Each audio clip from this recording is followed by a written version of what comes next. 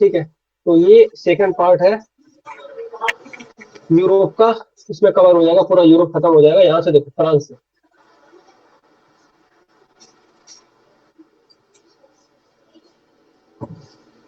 पश्चिमी यूरोप का सबसे बड़ा देश है फ्रांस।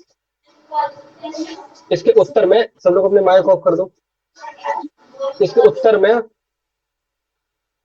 उत्तर पश्चिम में इंग्लिश चैनल आपको देखने को मिलेगा, पश्चिम में बिस्की की खाड़ी है, ठीक है, दक्षिण में भूमध्य सागर आपको देखने को मिलेगा फ्रांस से। मैंने फ्रांस की लोकेशन बता दी। और फ्रांस की सीमा कौन कौन सी कंट्री से सीमा बनाता है ये फ्रांस? ये बेल्जियम है, लग्जमबर्ग है, जर्मनी है, स्विट्जरलैंड है, इटली है, मोनाको है।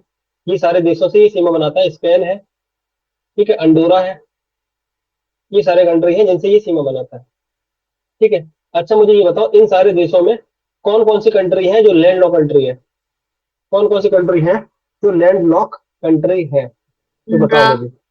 Andorra, Switzerland. अंडोरा हो गया, स्विट्जरलैंड हो गया, और बताओ।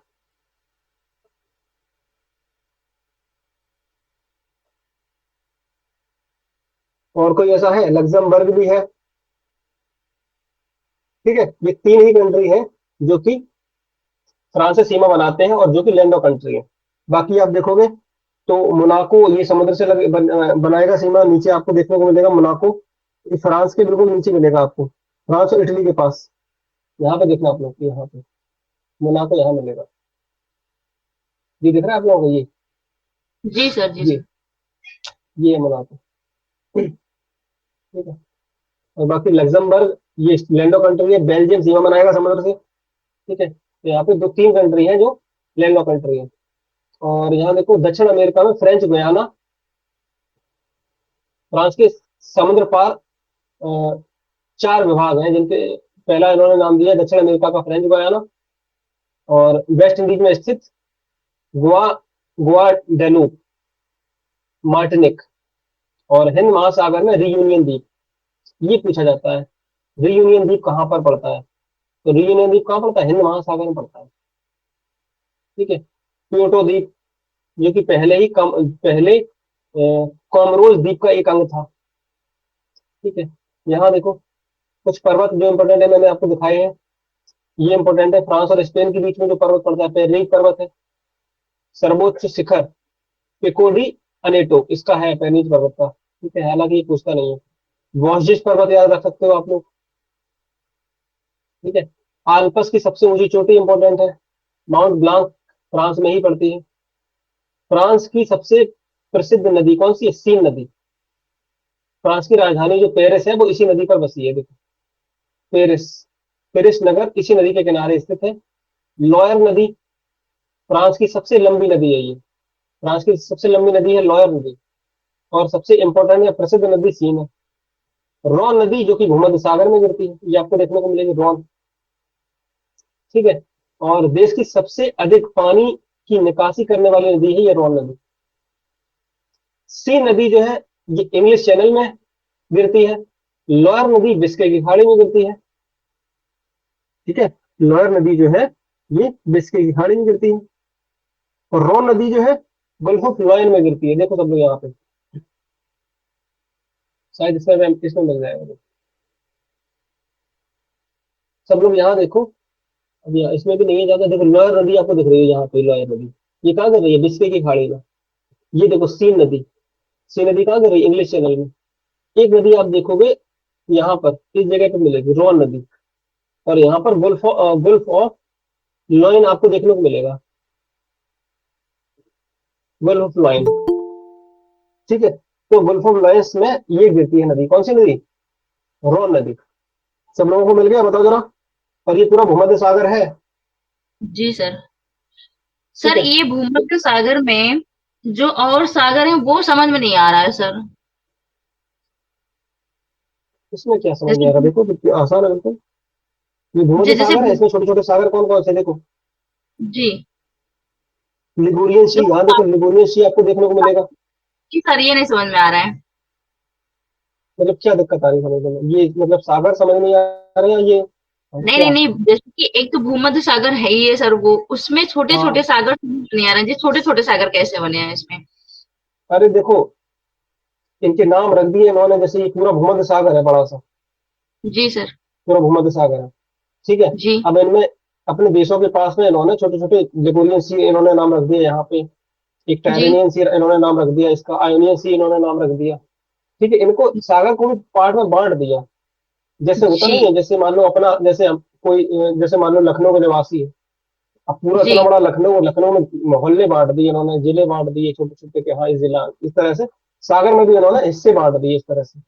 ऐसे याद कर लो कि ये लिगुरियन सी इन्होंने दिया यहाँ पे, ये टेरिनियन सी है, ये आपका आयोनियन सी है, ये एड्रियाटिक सागर है, ठीक, और एजियन सी है ये यहाँ पे, इस तरह से, ओ, ठीक है। और तो हम लोगों को पता चल गया, रॉ नदी है और लोयर नदी है, और ये आपका सी नदी है, तीन नदी हम लोगों को यहाँ पता चल गई। अब देखो नेक्स्ट, फ्रांस को भूमि व जलवायु की दृष्टि से लघु यूरोप की संज्ञा दी जाती है, ठीक है। और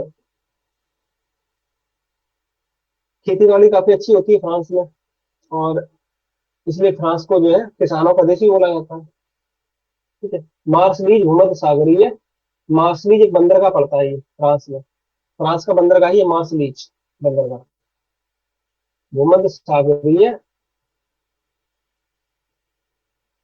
जलवायु का उदाहरण है।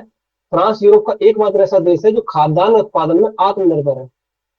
अधिकांश जनसंख्या नगरीकृत होने के बावजूद भी कृषि प्रधान देश है, इसलिए इसको किसानों का देश कहा जाता है। देखो ये बात लिखी है यहाँ पे। और यहाँ के अंगूर से उच्च कोटि की शराब बनाई जाती है, ठीक है। शराब यहाँ पे बनाई जाती है काफी मात्रा में, और ये शैंपेन है या कॉग्नेट है या ड्यू जॉलेस है, यहाँ की सुप्रसिद्ध शराब है। शराब के मामले में फ्रांस काफी फेमस है। देश में शराब उत्पादन का सबसे बड़ा केंद्र बोर्डो, बोर्डा करके कहीं कहीं बोर्डो मिलेगा, बोर्डो और शैंपेन, ठीक है, सबसे बड़ा केंद्र है बोर्डो ये। और फ्रांस को वाइन यार्ड की उपमा भी दी जाती है, ठीक है।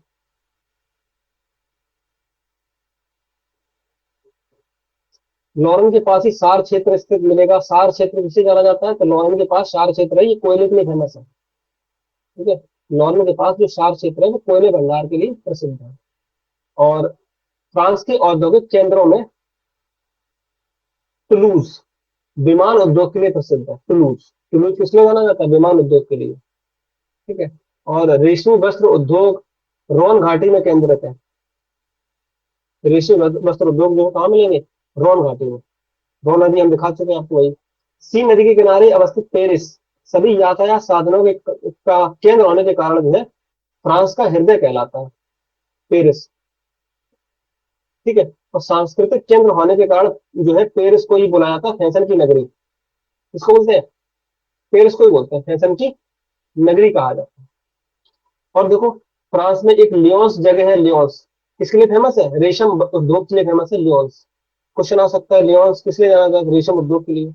मार्सिली भूमध्य सागरी पत्तन है, ये बंदरगाह है, भूमध्य सागर में पड़ता है बंदरगाह, ठीक है। देखो यहाँ मिलेगा आपको,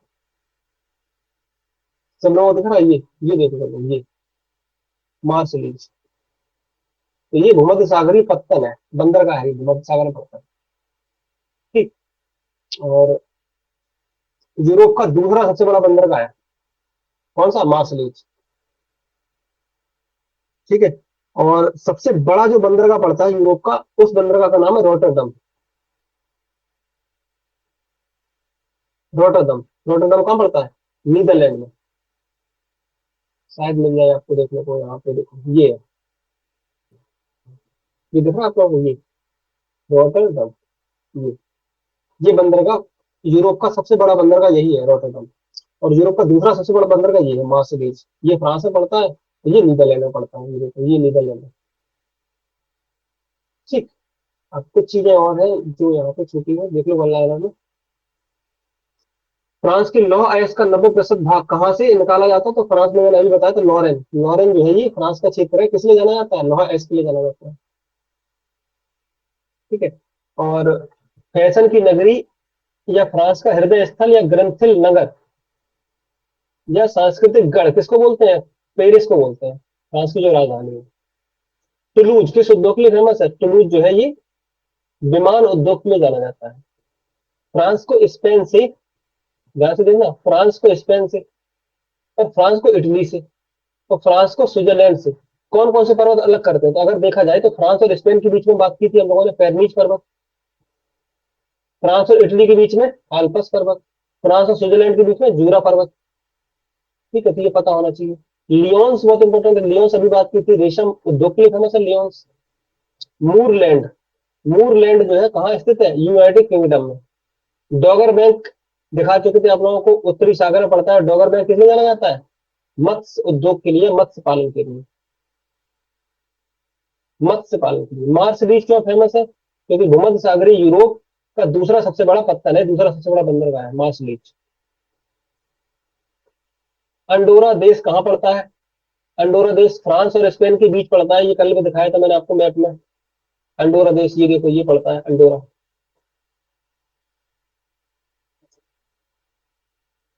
ठीक, नेक्स्ट देखो, यहाँ पे आ जाओ लैंड। अब। देखो ये डायमंड किस उद्योग के लिए प्रसिद्ध है? तो लौ इस्पात और रसायन के लिए जाना जाता है। ठीक है। विश्व का सबसे बड़ा कटलरी शहर कौन सा है? तो शेफील्ड, इंग्लैंड। फ्रांस की राजधानी क्या है? पेरिस, सी नदी पर बसी है ये।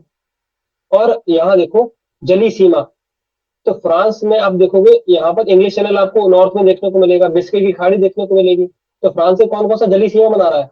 इंग्लिश चैनल जली सीमा बनाती है, बिस्के की खाड़ी जली सीमा बनाएगी। बिस्के की खाड़ी कहाँ पे? अटलांटिक महासागर में। तो लॉरेंस की खाड़ी कहाँ पड़ती है? भूमध्य सागर में पड़ती है। ठीक है, स्थलीय सीमा की बात करें तो 8 देश हैं जो फ्रांस से सीमा बनाते हैं। Belgium, Luxembourg, Germany, Switzerland, Italy, Monaco, Spain और अंडोरा। अगर हम इनमें लैंड ऑफ कंट्री की बात करें तो मुझे बताओ कौन कौन सी कंट्री लैंड ऑफ कंट्री है? अंडोरा है?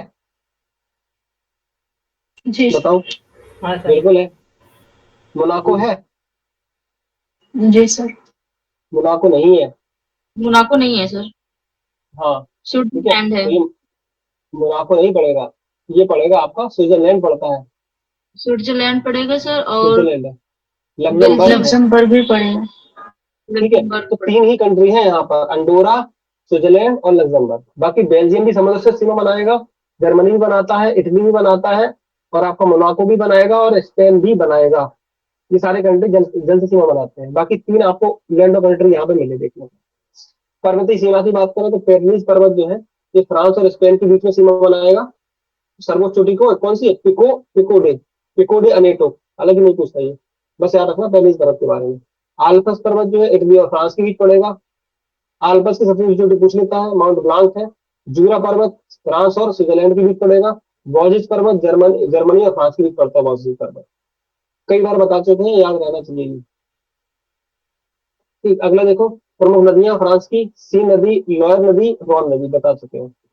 और पठार यहाँ पे मिलेगा, फ्रांस में कौन सा पठार है? मौसिफ सेंट्रल, मौसिफ सेंट्रल एक पठार आपको देखने को मिलेगा, देखो दिखाते हैं, शायद यहाँ मिल जाएगा। मौसिफ सेंट्रल, इसमें तो नहीं दिख रहा है। ठीक है, अपने मैप में देख लेना, शायद मिल जाएगा आपको। यस सर, मिल गया। ठीक है, मिल गया सब लोगों को, बीच में मिलेगा यहीं पर ही मौसिफ सेंट्रल। ठीक, अगला देखो।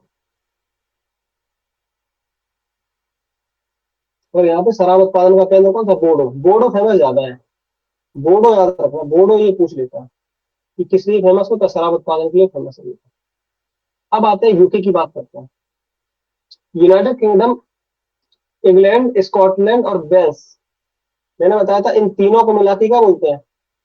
इन तीनों को मिला के जब इंग्लैंड, स्कॉटलैंड, वेल्स हो तो इनको ग्रेट ब्रिटेन बोलते हैं। देखो लिखा है यहाँ पे, इंग्लैंड, वेल्स और स्कॉटलैंड को सम्मिलित रूप से ग्रेट ब्रिटेन बोलते हैं। अगर इन्हीं तीनों में हम उत्तरी आइलैंड को भी मिला दें तो बन जाएगा क्या? United kingdom, UK. ठीक। इंग्लिश चैनल और डोबर जनसंधि द्वारा यह यूरोप की मुख्य भूमि से अलग होता है। ठीक है। प्रधान देशांतर रेखा, ग्रीनविच रेखा जो है इस देश की राजधानी लंदन से निकट से होकर गुजरती है। ठीक। यूके की सबसे ऊंची चोटी कौन सी है? बेन नेविस, ये आपको दिखा चुके हैं यूके में। स्कॉटलैंड में अवस्थित है, ये आपको देखने को मिलेगी।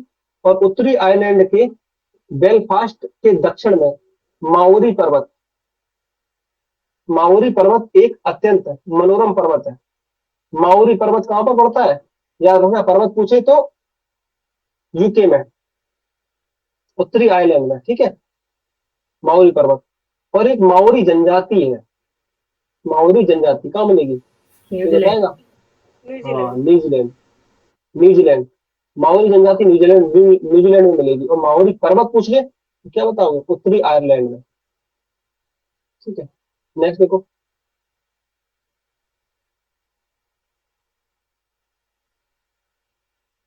यहाँ की सबसे लंबी नदी कौन सी है? सेबर्न।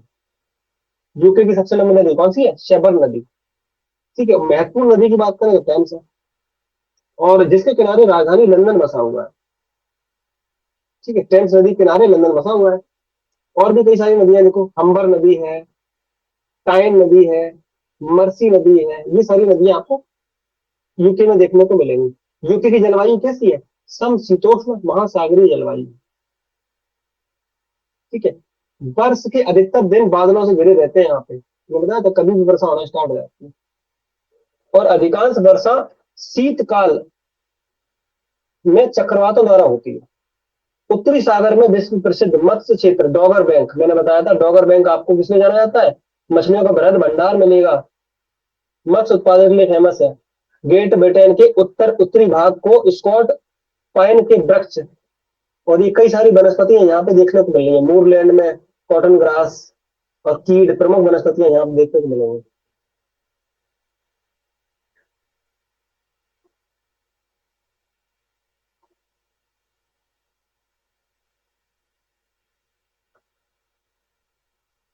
अकादमिक खनिजों में कोयले का प्रमुख, कोयले का उत्पादन सर्वाधिक है। और स्कॉटलैंड की मिडलैंड की पहाड़ी जो है ना, मिडलैंड पहाड़ी किस लिए फेमस है? कोयले उत्पादन के लिए जानी जाती है ये। उत्तरी और दक्षिणी वेल्स तथा पेनाइन सीढ़ी के आसपास है, ठीक है। और ग्रेट ब्रिटेन के मुख्य लोहा और इस्पात उत्पन्न करने वालों में लीस्टर और नॉर्थम्बरलैंड, ठीक है। ये सब हालांकि नहीं पूछता। नेक्स्ट देखो, लंकाशायर बहुत इंपॉर्टेंट है, ये पूछा गया एग्जाम में कई बार। लंकाशायर कहाँ पड़ता है? यूके में, औद्योगिक क्षेत्र है ये। ग्लासगो औद्योगिक क्षेत्र है, कांच उद्योग के लिए भी जाना जाता है, ठीक है। और जहाज के निर्माण के लिए ग्लासगो जाना जाता है।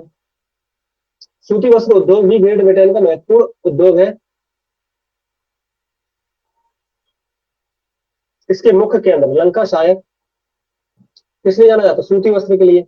मानचेस्टर तथा लिवरपूल में है।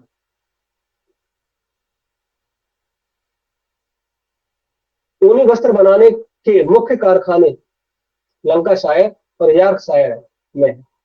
ऊनी वस्त्र के लिए लंकाशायर और यॉर्कशायर इंपोर्टेंट है। लंदन ग्लासगो एवं दुरहम जलपोत निर्माण के लिए, निर्माण का प्रमुख केंद्र है लंदन। जलपोत निर्माण के लिए फेमस है ये लंदन। मिडलैंड प्रदेश में स्थित बर्मिंघम यूनाइटेड किंगडम का सबसे बड़ा औद्योगिक क्षेत्र है। ये कौन सा? बर्मिंघम, यूके का सबसे बड़ा औद्योगिक क्षेत्र, जो काला प्रदेश के नाम से ख्याति लब्ध है। काला प्रदेश के नाम से जाना जाता है। कौन सा क्षेत्र? बर्मिंघम। क्योंकि कोयले आधारित यहाँ पे उद्योग बहुत ज्यादा देखने को मिलेंगे, इसलिए इसको काला प्रदेश के नाम से जानते हैं। शेफील्ड विश्व का सबसे बड़ा कटनरी शहर है। और स्कॉटलैंड में स्थित डंडी विश्व का सबसे महत्वपूर्ण सूती वस्त्र उद्योग केंद्र है। डंडी, डंडी कहाँ पड़ता है? स्कॉटलैंड में पड़ता है, ठीक है। और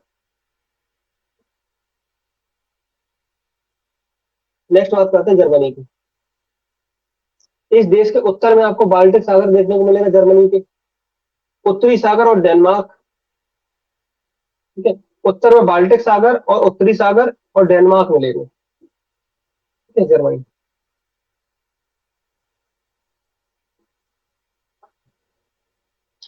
पूर्व में पोलैंड मिलेगा, चेकोस्लोवाकिया है, दक्षिण में ऑस्ट्रिया है, स्विट्जरलैंड है। ये सारे कंट्री हैं यहाँ पे आसपास के, इसमें पड़ोसी कंट्री बता दिए। हालांकि ये इंपॉर्टेंट नहीं है आप लोगों के लिए।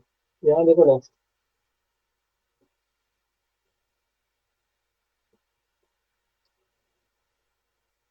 पर्वतीय प्रदेश। इस प्रदेश में स्वाबिया हर्ज पर्वत पूछे कहां पर है तो क्या बताओगे, जर्मनी, हर्ज पर्वत। सेक्सोनी, ये पूछा गया क्वेश्चन है, सेक्सोनी जो है ये भी आपको जर्मनी में ही मिलेगा। ठीक है, औद्योगिक क्षेत्र है। और जर्मनी में नदियों का जाल फैला हुआ है। इसकी अधिकतर नदियां अपना पानी उत्तरी सागर में और बाल्टिक सागर में गिराती हैं, मोस्टली नदियां। ठीक है, केवल डेन्यूब नदी जो है जर्मनी की, जो नदी है डेन्यूब नदी, ये काले सागर में गिरती है जाके, डेन्यूब नदी। ठीक है, और कहां से निकलती है नदी, डेन्यूब नदी, क्या बताया था, डेन्यूब नदी कहां से निकलती है?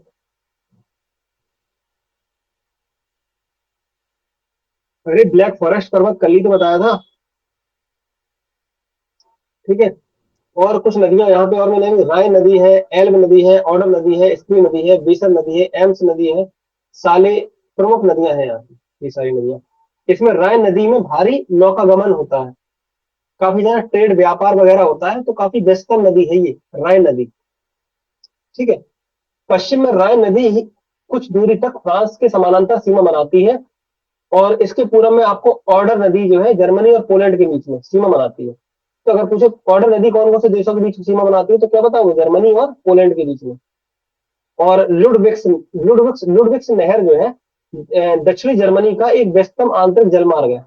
लुडविग्स नहर कहाँ पड़ती है, जर्मनी में, जो कि जर्मनी का एक व्यस्तम आंतरिक जलमार्ग है ये लुडविग्स नहर।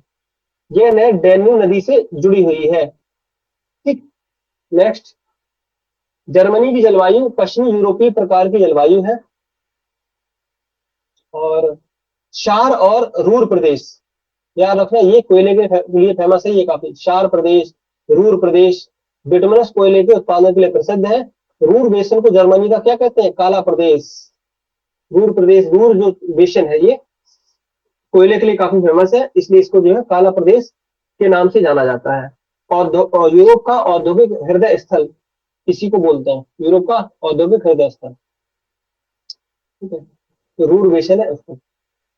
और देश के सेक्सोनी प्रांत में निम्न कोटि का लौह अयस्क निकाला जाता है। तो सेक्सोनी से क्या मिलता है हमें, लोहा प्राप्त होता है, लौह अयस्क प्राप्त होता है। ठीक है,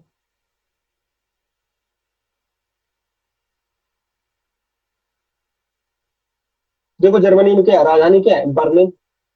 बर्लिन राजधानी जर्मनी की किस नदी पर बसी हुई है, स्प्री नदी के तट पर बसी हुई है। स्थलीय सीमा की बात करें तो 9 देश ऐसे सीमा बनाते हैं जर्मनी से, ये सारे देश हैं, नीदरलैंड, बेल्जियम, लग्जमबर्ग।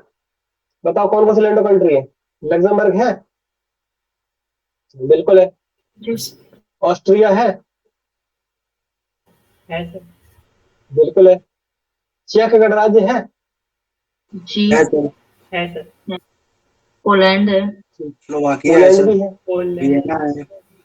ठीक है, तो ये है, ये लैंड ऑफ कंट्री है इनमें से। ठीक है, जली सीमा किससे लगती है, तो बाल्टिक सागर से सीमा बनाता है ये, उत्तरी सागर से भी सीमा बनाता है। और मैंने आपको बताया था कि दो सागरों को, बाल्टिक सागर को और उत्तरी सागर से जोड़ने वाली नहर कौन सी है, तो ये कील सर। कील नहर। ठीक है, दोनों सागरों को जोड़ने हेतु जर्मनी में कील नहर का निर्माण किया गया। हिंडनबर्ग रेखा पूछे कौन कौन से देशों के बीच में अंतरराष्ट्रीय सीमा बनाती है, तो हिंडनबर्ग रेखा जो है तो जर्मनी और पोलैंड के बीच में सीमा बनाती है। मैग्नेट रेखा जर्मनी और फ्रांस के बीच में सीमा बनाती है, मैग्नेट रेखा। प्रमुख पर्वत आपको मिलेंगे, बॉसजेट पर्वत है, फ्रांस और जर्मनी के बीच सीमा बनाता है बॉसजेट पर्वत। आल्पस पर्वत, फ्रांस और जो है, आल्पस पर्वत कहाँ मिलेगा, ये भी आपको जर्मनी में मिलेगा। ठीक है, आल्पस पर्वत, आल्पस पर्वत, हाँ आल्पस पर्वत का विस्तार मिलेगा जर्मनी में। ब्लैक फॉरेस्ट पर्वत है, ठीक है, ये भी आपको जर्मनी में देखने को मिलेगी। डेनु नदी का उद्गम होता है ब्लैक फॉरेस्ट पर्वत से। नदियों की बात करें, राइन नदी, एल्ब नदी, ऑर्डर नदी। ऑर्डर नदी कौन कौन से देशों के बीच सीमा बनाती है, तो जर्मनी और पोलैंड के बीच सीमा बनाती है।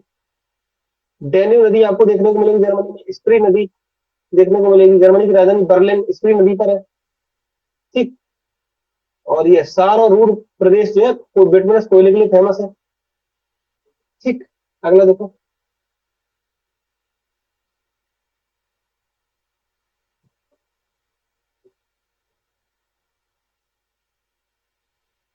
निजनी नौग्राह को रूस का डेट्रॉइट कहा जाता है। अब ये यहाँ पर रशिया वाला पार्ट आ गया।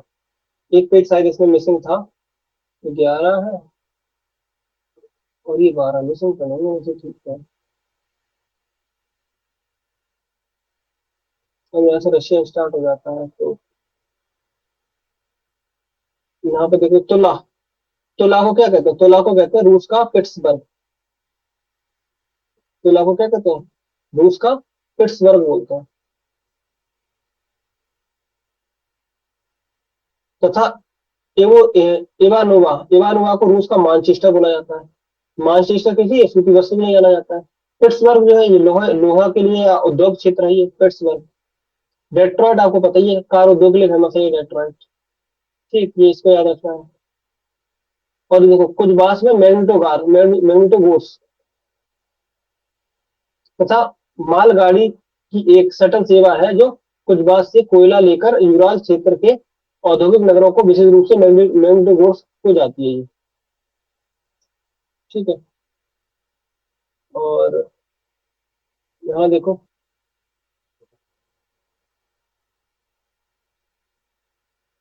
एक व्लादिवोस्टोक बंदरगाह है ये फेमस है काफी। व्लादिवोस्टोक बंदरगाह कहाँ पड़ता है? रूस में ही पड़ता है। और आपको बैकाल झील भी आपको रशिया में ही मिलेगी। मास्कोवा नदी, मास्कोवा नदी कहाँ मिलेगी? मास्को, रूस। मास्को रूसी संस्कृति और सभ्यता का प्रमुख केंद्र और रूस की राजधानी है। कौन सी? मास्को। किस नदी पर है ये? मास्को, मास्कोवा नदी पर है। ठीक है। यह नगर जो है, ये मास्को नगर जो है, ये नदियों तथा नहरों द्वारा 5 सागरों से जुड़ा हुआ है। मास्को कौन कौन से सागरों से? कैस्पियन सागर, काला सागर, बाल्टिक सागर, श्वेत सागर, लेडोगा झील। ठीक है। तो ये इसीलिए जो है मास्को को 5 सागरों का पत्तन कहा जाता है। मास्को क्या कहते हैं? 5 सागरों का पत्तन। ट्रांस साइबेरियन रेल मार्ग जो है विश्व का सबसे लंबा रेल मार्ग है, जो कि रूस को पूर्व से पश्चिम तक जोड़ता है। पूर्वी तट के बंदरगाह व्लादिवोस्टोक से यह आरंभ होता है। ठीक है। और यहाँ देखो मास्को, इसका सबसे बड़ा रेल जंक्शन है मास्को। अब आते हैं यूरोप के कुछ महत्वपूर्ण तथ्य हैं, वो देख लो। फिनलैंड के बारे में रखना, फिनलैंड को 1000 झीलों का देश कहा जाता है। द लैंड ऑफ 1000 लेक्स, 1000 झीलों का देश किसको कहते हैं? फिनलैंड को कहा जाता है। और फिनलैंड आप देखोगे लगातार कई सालों से जो है, आई थिंक 8वीं बार जो है इस बार हैप्पीनेस इंडेक्स में टॉप पर रहा है ना, फिनलैंड। और आयरिश गणराज्य और उत्तरी आयरलैंड को एमरोल्ड द्वीप के नाम से पुकारा जाता है। एमरोल्ड द्वीप को नाम से किसको जानते हैं? आयरिश गणराज्य और उत्तरी आयरलैंड को। ठीक। और नॉर्वे आ रखा है, नॉर्वे को मध्य रात्रि के सूर्य का देश कहा जाता है। किसको? नॉर्वे को मध्य रात्रि के सूर्य का देश किसको कहते हैं? नॉर्वे को। रोम को शाश्वत नगर, इंटरनल सिटी के नाम से जानते हैं, शाश्वत नगर के नाम से। किसको? रोम को। स्विट्जरलैंड को यूरोप का खेल का मैदान कहते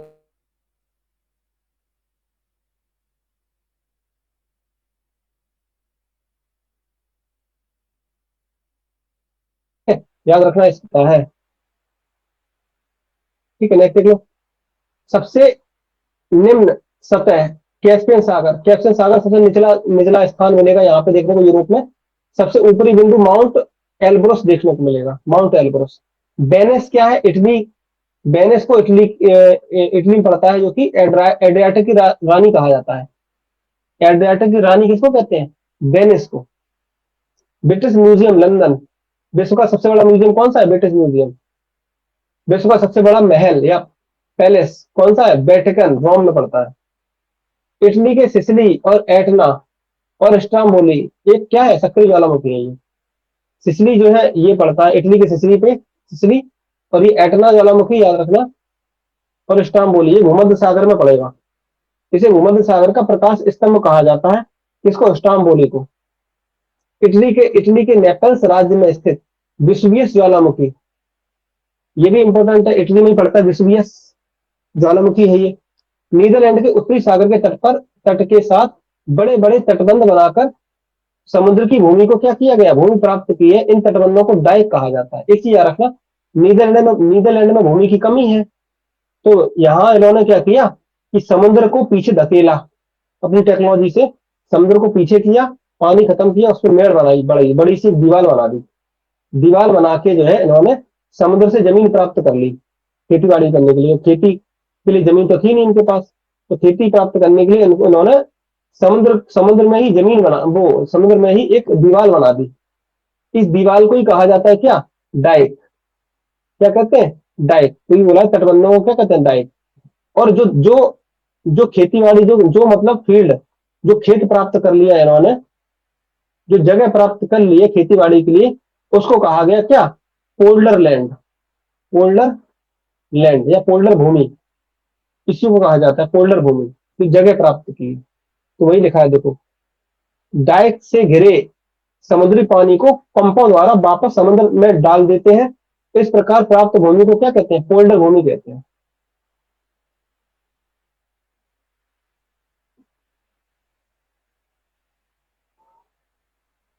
ठीक, आगे देखते हैं। डेनमार्क जो है विश्व में डेयरी उत्पाद उद्योग का एक सबसे बड़ा केंद्र है डेनमार्क। उत्तरी सागर में डॉगर बैंक आपको मिलेगी, और ग्रेट फिशर बैंक महत्वपूर्ण है। इंग्लिश चैनल यूके को यूरोप की मुख्य भूमि से अलग करती है। इंग्लिश चैनल यूके को यूरोप की मुख्य भूमि से अलग करता है, याद रखना। ठीक। और ऑस्ट्रिया और इटली के बीच में आपको ब्रेनर दर्रा मार्ग प्रदान करता है। ब्रेनर दर्रा कहां पड़ता है? ऑस्ट्रिया और इटली के बीच में।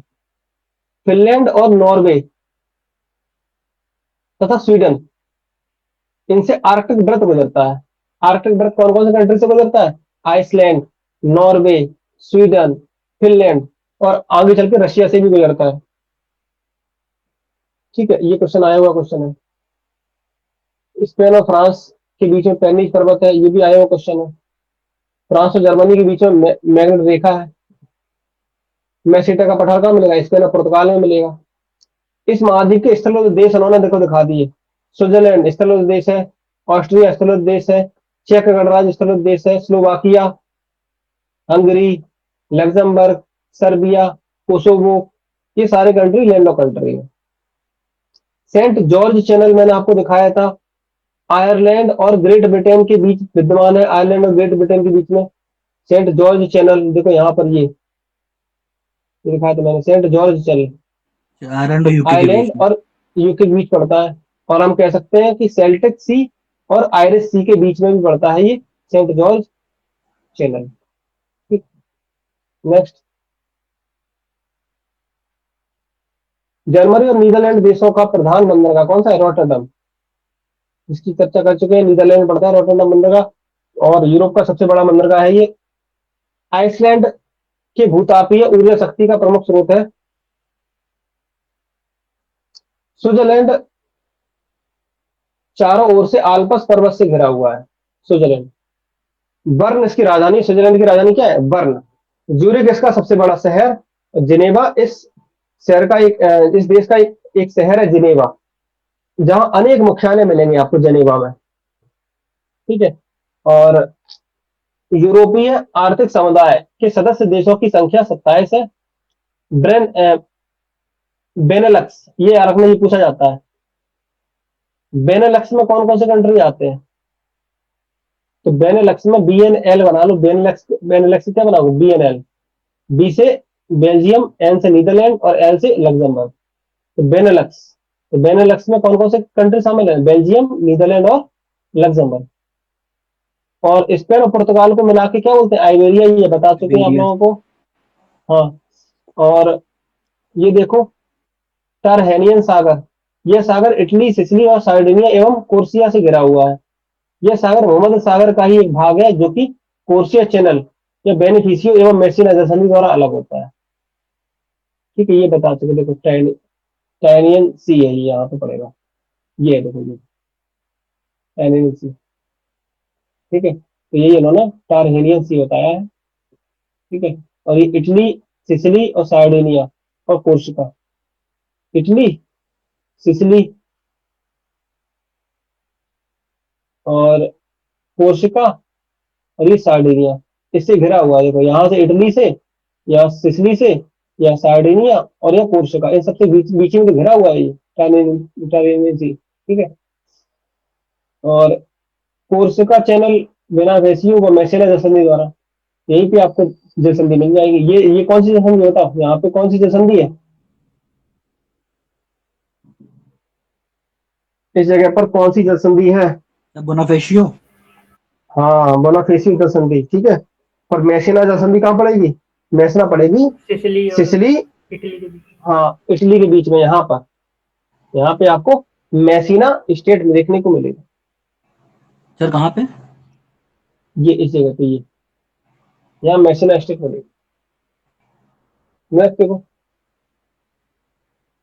हंगरी में यूरोप के शीतोष्ण घास के मैदान पुस्ताज, याद रखना, हंगरी में जो शीतोष्ण घास के मैदान है उनको क्या कहते हैं? पुस्ताज कहते हैं। और यूक्रेन में जो घास के मैदान है उनको क्या कहते हैं? स्टेपीज बोला जाता है, ठीक है। यूरोप में सर्वाधिक चावल उत्पादन क्षेत्र इटली का लोम्बार्डी का मैदान, लोम्बार्डी का मैदान इटली में पड़ता है, किस लिए फेमस है? चावल के लिए जाना जाता है। मिलान को इटली का मानचेस्टर बोलते हैं, तुरिन को इटली का क्या कहते हैं? डेट्रॉइट, पूछता है डेट्रॉइट, तुरिन को इटली का डेट्रॉइट बोलते हैं, मिलान को मानचेस्टर बोलते हैं, ठीक। यूरोपीय प्रकीर्णित प्रकार का महाद्वीप है, काल स्वरूप इसे प्रायद्वीपों का प्रायद्वीप कहा जाता है, इसे यूरेशिया का प्रायद्वीप भी कहा जाता है, ठीक है। पूर्वी यूरोप को हरित यूरोप या कृषक यूरोप कहा जाता है। गेहूं यूरोप का प्रमुख खाद्यान्न खाद्यान्न है। और हंगरी को गेहूं का स्टोर हाउस कहा जाता है। गेहूं का स्टोर हाउस किसको कहते हैं? हंगरी को कहते हैं, ठीक है। और विश्व का 2/3 शराब उत्पादन इटली और फ्रांस में ही होती है। विश्व की 2/3 शराब का उत्पादन यहाँ करते हैं। उच्च कोटि की शराब बनाई जाती है यहाँ पे फ्रांस और इटली में। अंगूर वगैरह से बनाते हैं ये लोग, ज्यादातर शराब अंगूर से बनती है, ठीक है। यूरोप में चीनी की प्राप्ति का प्रमुख स्रोत क्या है? चुकंदर है। France, Germany, Italy, Spain, Poland और रूस आदि चुकंदर के बड़े उत्पादक हैं। यूरोपीय देशों में विश्व का 60% चुकंदर उत्पादित करते हैं। चुकंदर से भी चीनी होती है, इधर चुकंदर वगैरह से चीनी वगैरह बनाते हैं ये लोग। यूरोप के शीर्ष 2 लौह अयस्क एवं इस्पात उत्पादक जो राष्ट्र है वो रूस है और यूक्रेन है, ठीक है, ये याद रखना। फिनलैंड की राजधानी क्या है? हेलेंसिकी,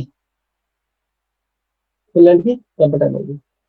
यहाँ देखो, सुप्रसिद्ध डेनमार्क देश की राजधानी कोपेनहेगन, डेनमार्क की राजधानी क्या है? कोपेनहेगन है, जो बाल्टिक सागर की कुंजी के नाम से जाना जाता है, कोपेनहेगन को, ठीक है।